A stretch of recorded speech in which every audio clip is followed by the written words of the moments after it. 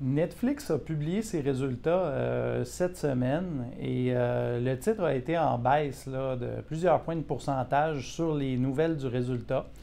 Et on s'est fait poser la question par quelques investisseurs à savoir si on croyait que Netflix était un bon investissement potentiel pour le futur. Euh, Bon, bien sûr, Netflix, là, ils ont une proposition valeur qui est vraiment efficace là, dans le point de vue du client.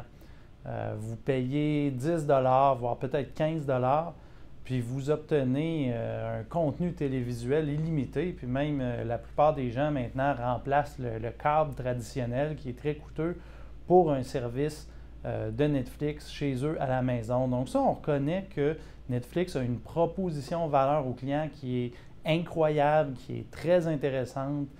Nous-mêmes, chez Medici, on est plusieurs à être clients de Netflix. Par contre, on trouve que cette proposition valeur-là n'est pas aussi intéressante pour les actionnaire. Donc, il n'y a pas une tonne de profits qui sont dégagés de Netflix. Puis la raison à ça, c'est qu'ils ont énormément de coûts de programmation à réaliser pour obtenir leurs abonnés. Et si vous y pensez bien, si on fait le parallèle, par exemple, avec une chaîne de télévision linéaire, mais quand une équipe de direction doit déterminer sa programmation, bien, il y a 24 heures dans une journée, puis ils vont déterminer, bien, dans les heures les plus populaires, par exemple les soirs de semaine, ils vont mettre leur meilleure série télévisée, par exemple, à ce moment-là. Tandis que Netflix ne fonctionne pas comme ça. Netflix, elle doit servir, elle doit offrir tout ce que les gens veulent et tout le monde peut écouter les émissions quand ils le veulent.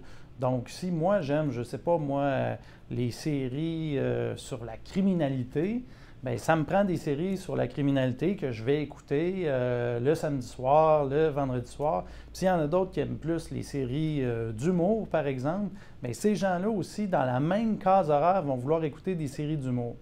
Ce qui fait en sorte que Netflix n'a pas un levier opérationnel aussi intéressant qu'une chaîne de télé normale.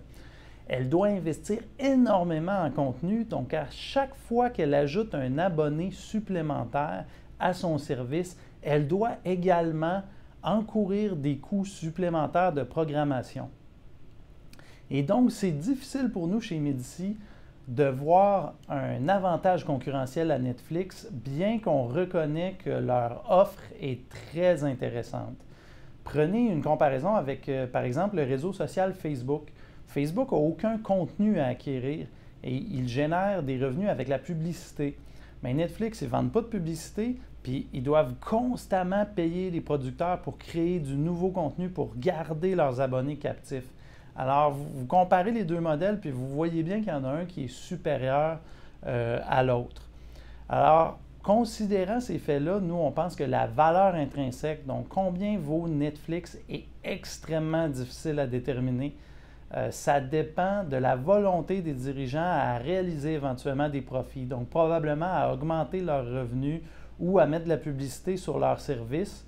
Et là, à ce moment-là, on se demande qu'est-ce qui arrivera à la base d'abonnés. Est-ce qu'elle risque de décliner? Est-ce que la croissance risque de ralentir? Donc, il y a beaucoup d'incertitudes qui viennent de là. Et c'est la raison pour laquelle nous, malgré la baisse récente du cours boursier avec les résultats, on ne croit pas que c'est une opportunité d'achat. Merci.